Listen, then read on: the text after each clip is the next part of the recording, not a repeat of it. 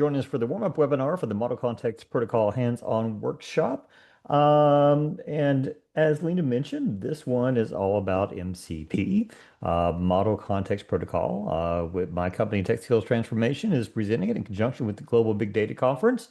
And what we want to do for our short time together today is just first tell you a little bit about the course, kind of about how things are set up, how things work in that. And also just give you a little preview, help you learn a little bit about what MCP is. We'll start out talking about what agents are and how agents work, and then kind of introduce what MCP is, and kind of give you that high-level overview so you'll have a little bit of a heads up going into the course, and then, of course, answer any questions that you have along the way. Feel free to put questions in chat. I'll try to make sure I monitor that, and I'm sure Lena will help me with keeping track of that as well as raising your hand if something comes up.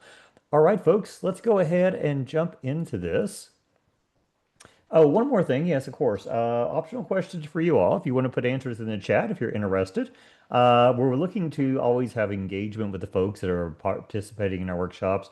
So, some things for you to think about. Maybe what's your experience with MCP and agents, or what do you want to learn about it? What have you not been able to find information on? And then ultimately, we want to help you to consider if this course would be useful to you. So a little bit about me. There's information on connecting with me on social media. There's a little QR code if you want to scan that. But these days, I am focused on doing training pretty much exclusively. I have a long history in the corporate world, but I have a training company now called Tech Skills Transformations, and there's information on connecting with us. We do a lot of training in AI topics like MCP, agents, all sorts of things, models, and all those kinds of things, as well as DevOps tools, GitHub Actions, anything GitHub, of course, in there as well. Prometheus, lots of different things. So check out our website if you're interested. There's a QR code for that. As I said, I have a long career in corporate as a developer and a manager and a director, and written a number of books. Most recently, the Learning GitHub Actions, or Learning GitHub Copilot, excuse me, one, which just came out a couple of days ago. So if you're interested in learning more about any of these topics, check out those books. All right, about the course. So Model Context Protocol, what we're going to cover in the agenda in the course, not what we're going to cover today, but just to kind of give you an overview of what's going to be covered in the course. We're going to talk a little bit about background for AI agents, and we'll share some more about that today to kind of give you a preview of how things flow. Where they will move in, of course, talking about what is MCP and how does it help. We'll talk about the what, the why, and the how of MCP. What is it? Why do we need it? Why do we need it? Is one of the most important keys with this. And how does it work? And what does it provide for us in terms of things like how does it work with its architecture and the different communication protocols and transports it uses? We'll look at frameworks for developing MCP. There are a number of frameworks that are available. One's called like Fast MCP, which is very Python oriented, and then various SDKs and stuff. So we'll touch on those and talk about which ones are most useful to you and which ones can really benefit you if you're moving towards implementing MCP, and looking at its capabilities in addition to providing access to things like tools that we talk about. We can have prompts as well. MCP can provide prompts to feedback to the models in there. We'll look at the different protocols and authentication methods it uses. One of the weaknesses of MCP, and we will in this course talk about the good and the bads, has been that it is still fairly new. And so authentication, security are still lacking in some areas. But they recently, as of a June update, have added in a new authentication server, authorization server piece to it, which helps out with some of that. So we'll make sure to touch on that. We'll even have a lab on that. We'll talk about how to version tools, tools being the things that MCP servers provide for agent or AI applications to call through the MCP client. So it's important when we are looking at what can these MCP servers do to understand also about how they can version the tools as well.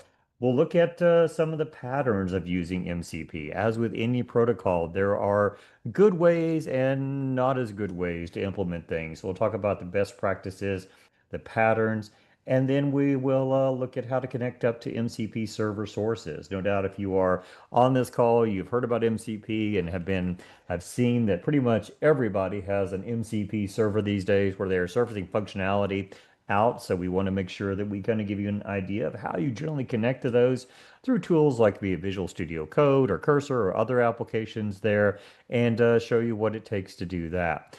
And then finally, in the course itself, we'll talk about MCP vulnerabilities and some predictions of where we think things are going to go with MCP from here on out. So that's kind of what we'll cover in the time that we have in the course. And of course, we will have also hands-on or very easy to understand slides. I'm very big when I do any of these workshops on having visuals and animations and builds in PowerPoint to really kind of try to illustrate for you how things work. So you can see some examples here of the kinds of things that you'll see in there, and you'll have a PDF of the slides after the labs or after the workshop to look back on for reference as well.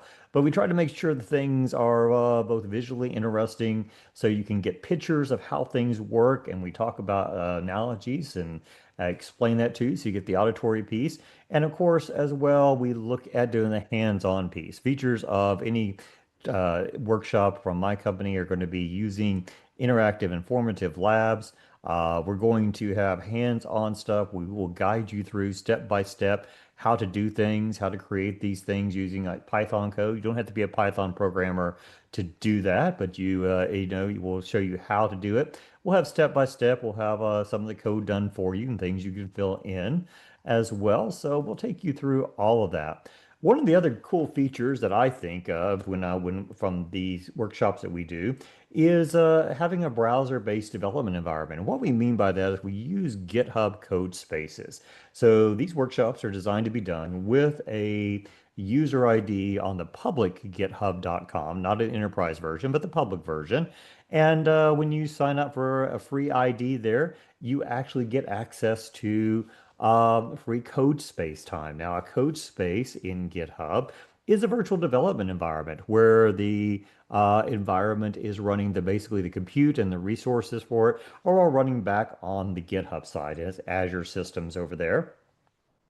But what it surfaces back on your side through the browser is a very nice interface that looks a lot, if you're familiar with VS Code, looks a lot like VS Code. Basically, it's VS Code in a web. So you have things like you see here on the slide where you have a clone of the repository locally. You have files that you can download and click on. You have editor areas. You have a terminal that you can type in and debug console. All the kinds of things that you would have if you were using the VS Code IDE, but it's all running in your browser. And the very nice thing about it is I've got it set up.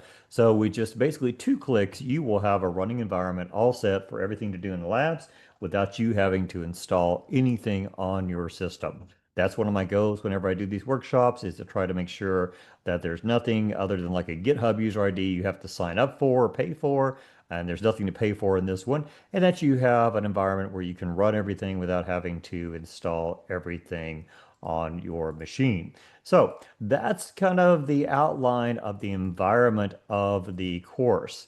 Now, why attend? We're talking today about in the webinar, we want to give you some insight, and we know that some of you might have to, for example, get sponsorship or putting out from your company to do this or paying for this. So let's talk about why it's worth your while. We're giving you the skills and understanding in one session. It is, as we described, hands-on. We're going to learn best practices. We're going to tell you the good and the bad as well. We've got live training with experienced subject matter experts. And I have 20 years of community, way over that actually. I have community and corporate training, lots of books on tech. I need to update this. It says currently writing GitHub Copilot book. We just finished the Copilot book. It's out and it's available now. And of course, we'll have live Q&A. We're happy to take your questions. That's one of the interactions you get from attending a live workshop like this, as opposed to watching a YouTube video.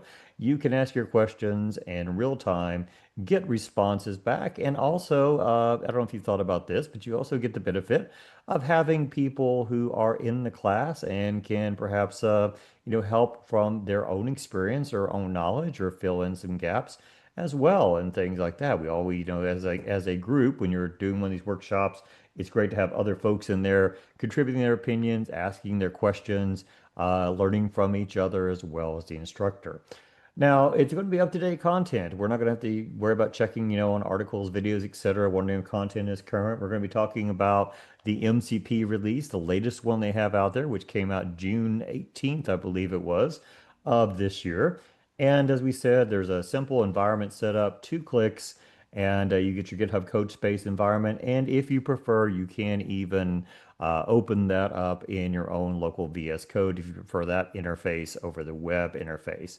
Training materials after the class, we'll have a PDF of slides, and you'll also have the labs to reference as well. These are the labs that we're going to do in the workshop. We'll first start out by doing an MCP jumpstart, going from hand-rolled API calls to an MCP implementation. So we're going to just dive right in and give you a example that you'll work through, where we'll first create a simple API call, kind of where we do everything manually by hand, and then we will see how to take that forward to an MCP implementation utilizing the existing MCP server. So we'll do something by hand first with the API, then we'll see how to just connect to an MCP server and do it much simpler, much easier to kind of get a sense of how MCP works and how it benefits us when we're able to use those servers. We'll look at MCP capabilities. We're going to talk about some of the things that they surface. I mentioned tools, prompts as well, different things that servers can provide back to clients and provide access to in a uniform and standardized way. And we'll see how to tie those in. We'll look at some code through what's called the MCP Inspector, which is a tool that will allow us to look at the different things that a server provides in terms of tools and prompts, and even try out some of the tools. So we'll show you how to have use some of the utilities. We'll move on to talking about security and authorization MCP, using the new authorization server piece, and how we work with the clients and the servers through the whole authorization process, getting bearer tokens, those kinds of things, making MCP as secure as it can be in the current implementation, the current release. And then we'll go to looking at some best practices and patterns for MCP servers. So we're talking about best practices and patterns. We're talking about how do you deal with, like, do you have the model access in the client side or on the server side? And how do we make sure that we're not doing something that's an anti-pattern, is going to get us into trouble later? And then for our fifth one, we'll see about connecting applications to MCP server. We'll see how to connect up Copilot to the GitHub MCP server, so that instantly within a few clicks and minimal setup, we'll have access to 70 plus different tools from GitHub side. So we can do things from our IDE, like say, go and show me the latest changes in this thing, or go and look up this information and do this. All of the GitHub APIs that they surface through their MCP server, within a few minutes, we'll have access to that. And finally, we'll just do a little bit of an extra one on talking about versioning and rollback of MCP tools. As we go through MCP, talking about that, certainly there are things we need to be aware of, thinking about future-proofing our implementations. And how do we make sure that we can version our content and our tools, and also roll back if we need to, those kinds of things. So we'll see how to do that. So we'll build up from just kind of a quick dive into there to all the way through authorization and best practices and connecting to existing applications, rollback and versioning, so that by the time we are done, you will have hands-on examples and have a good, thorough understanding of what this model context protocol is all about. Any questions from there? I want to stop just a second there and check and see if there's any questions from anybody. Feel free to chime in or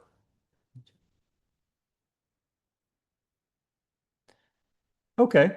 I would like to give a minute just for folks to unmute if they need to. If you do have something comes up from that, feel free to pop it into the chat. So I promised you that we would talk a little bit, give you a little bit of a preview about some things in the course and kind of how things look in there.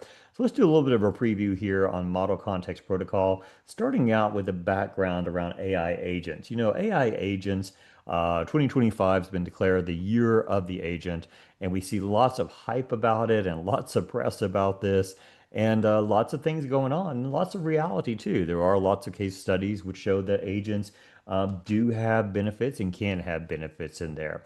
But oftentimes we only hear really about what agents are going to do or people are doing with agents or the kinds of things like that, the kinds of public relations piece. So let's take just a moment while we're here and talk about what an agent is. Now, when we talk about an AI agent, there's a long definition here: a system that operates in an environment using sensors to perceive information, make decisions, and reason about the data, and take actions. What it boils down to is AI agents allow the AI to interact with the real world. When we talk about normally a large language model like a chat GPT, we are giving input, we are asking it questions, and we are waiting simply for output from it. So that's great. We can have a conversation with it, but we can't actually cause things to happen. We can't have the model understand things that are happening from in the real world and take that into account in the responses it gives back. So that's what agencies do there. That's what agents do for us. They are able to take information in from the outside world, from sensors, from other sources, process it using large language models, and then to decide and have logic to decide what kind of actions to take. An action might be searching the web to get more information. It might be applying the brakes in an assisted automotive implementation there. It might be any number of different things, calling APIs to get the weather, whatever the case is in there. So when we talk about this, we really are referring to this idea of agency, where the agent is able to be more autonomous and use the large language model to make decisions, to interpret input from the user, to make the output better, do the things that models are really good at, help it plan the step-by-step things, and then use the code in the agent to be able to affect change, to be able to gather input and get information out. So agents use large language models to identify data, drive decisions, communicate naturally. And so it's really about this idea of the large language model as the brain, if you will, of the application or the agent, and then building the logic around that, the input, output, and so on. That idea again of agency, we're allowing the AI to be more autonomous, to interact with our environment and our outside world. So let's get a quick example here, a walkthrough of what an agent might look like. Here's an agent example. And in this case, we can think about the dotted line there as representing the code for the agent, the code base, but we want to kind of give a visual idea of how things work here. And working with agents really all starts with having a good system prompt or a system message. The prompt is key, as it is, as you know, working with ChatGPT or anything. The prompt is key to being able to get the function, the answer that you want from the model. So in this case, I'll expand it a little bit. The prompt that we have here simply says, it's telling the model, you are an AI assistant designed to help users find the weather conditions. Your goal is to provide precise, helpful, clear responses. But notice we've added on a couple of extra things here. We have this part about being able to find you have access to certain tools. Now, we've talked about tools already. We mentioned that in the context of MCP. MCP, part of what it does is, a large part of it, is provide a standardized protocol to access these tools. So the tool name here, find weather. Description, get weather for location. latitude, longitude for the location there, and outputs a string. So we're describing a tool now to the LLM. We're saying if you need information about the weather and you don't have it, remember that models are trained on data sets. And while some of them can call tools now, not all of them can, we're basically saying we've got an external tool API that you can call to get real-time weather information. And we tell it, you should think step by step. Step by step here, this is something that's been more of an innovation in the AI space of telling models to slow down, not just to give the first response back, but to reason about it. You hear about reasoning models, think step by step through the process and report back things, what you're thinking, what you think should be done, the action you took, and the observation you got from it. And so you see, that's basically what we're doing here. We're telling it, give us your thoughts, tell us what you're thinking in terms of the model, what actions you want to take, and observations. And if you want to call a tool, put out the JSON format to call a tool. So let's see how this works then in practice again at a high level here. So we've got our there we go. Got our agent example, and let's say that we've got in our agent then code has access to the weather search tool at the bottom. That could just be as simple as an API and some large language model. So our user says, what's the weather in Paris? Pretty simple query. So because LLMs are really good at being able to parse user information, natural language processing, right? Then in the first sort of chain of thought here, it says the user is asking about the weather in Paris. I need to extract Paris as location. So we use the models for what they're really good at, like pulling out the most meaningful pieces of this. And so the next step, it says I should get real-time weather data. So I'll call the find weather tool because we told it in the prompt, hey, you have a tool available that you can call. So I need to get the latitude and longitude. Now it might call another tool for that, or sometimes they will have functionality. They can reach out and look things up like that. But regardless, when it comes back, what it says is the model puts out text and says, here's what we want. Here's what I want you to do, agent. I want you to make this tool call. Now, this is not actually calling the tool itself because models don't have the capabilities to call out and execute APIs themselves. But what they can do is they can provide output in text form, JSON form like this, that says, go, this is what I want code to do. Think of it along the lines of if you had somebody that you were talking to, perhaps you needed to have somebody run a report. If you are in a position at your work or a project where you need to delegate a task, you don't have permission to do it yourself, but you can certainly send a email or a message, a Slack message or something, and say, hey, can you please go run this report so I can have it for next week's meeting? And you give the parameters for it, and you send that as a text message to somebody else. That person then would go and actually run the report if they have access, get the information back, and then give you a response back. In the same way, what the agent code does, it parses the output, says, oh, it wants me to call, make a tool call, and forms it into an actual tool call. So then the code that's part of the agent would actually take that output and make it into a call to the tool or to the API in this case. So it goes off, calls the tool, gets the information, and comes back, and the response from the API, 53 and rainy, find weather, so on. And that's great. You've got an answer now, but it's not necessarily in a user-friendly form. So once again, we can use the model for what models do well, and that is being able to have that conversational natural language engagement with the user. So how do we get the information back to the model? We simply just append it. We simply just say, okay, we're going to add this in to your prompt, right? Again, it's just text. The output is text from the tool, so we pass it back into the large language model. The large language model takes that, interprets it, and says, okay, here is the response. The current weather in Paris is 53 degrees with light rain.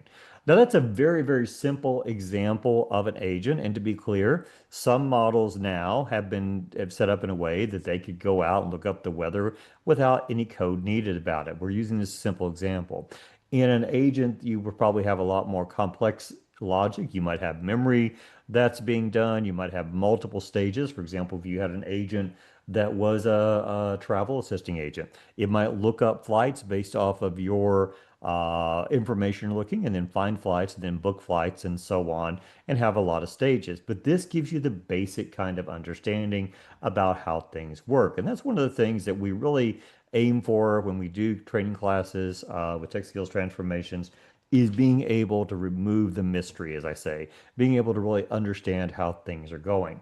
Now, given all that, let's talk a little bit then about how this ties in with the MCP. That was kind of necessary backstory for this. But here's the thing. Different models handle function calls differently. A lot of models have been trained after the initial training, put through a process and said, hey, here's, you may get handed to say you have a tool and then go off and call the tool. But there wasn't any kind of standard. So OpenAI models, Claude models from Anthropic, Llama from Meta, Gemini from Google, all implemented their own sort of way of telling code to call a particular API or such. So then the problem is, and you can see this is all, these are all calling functions to get a stock price. But you can see they're all done differently. So this starts to be really tricky when you start implementing agents without anything else to solve that, because then your agent is very much tied to the specific way that whatever model you're using is going to make the call. And then, of course, the specific call or API that's going to be used as well. So you get this kind of what we call M by N integration problem. Many different models, many different AIs, many different tools. And so if your agent is trying to work with Gemini and trying to work with OpenAI's GPT models and with Claude and all that, you would have to have logic in for each one of those. And then you would have to have logic for whatever particular APIs you were using or calling as tools on the back end, which then you can start to see this multiplies and gets out of control very quickly unless you just really lock it down to one model and one, one or a couple APIs, whatever the case is there too. So it doesn't give you very much flexibility. It leads to high complexity cost and maintenance plan. And it gets, with scale, as you scale up to using more models, you have to have more logic, and it really just gets out of hand very quickly. So this was the genesis and the reason behind Model Context Protocol. The idea with MCP is that it's an open protocol for standardizing how the applications, how AI applications can talk to and use tools and resources. Sometimes you'll hear it referred to quite often actually as a USB-C of AI. Think about the USB-C type of port that you have on your, Macs or things these days. USB-C is almost a universal type of thing, but the idea is it's a similar kind of one connector for all kinds of APIs and large language models. Things that it does well, or things that it does, it manages tool discovery, allows you to say to a server, MCP server, what kinds of tools do you expose? What kinds of function do you have? And the server can reply in a very standardized way and give you the information back. So because we are standardizing on that, then we can get information back by discovering it real time. We can then execute the function call, and we have a standardized method for returning results as well. Now, as you see on the right-hand side, without MCP, we have unique APIs to call to various things. But once we put the MCP protocol in the loop there, then we can simply say, talk to the MCP. If my agent can speak MCP client side, and if my various applications like GitHub or Google Drive or whatever have MCP servers for them, then we all talk MCP, and we can talk to that just by implementing the MCP protocol and not worrying about all the back end stuff. So MCP helps in a couple of ways. One of the main ways is standardization. It introduces a shared interface.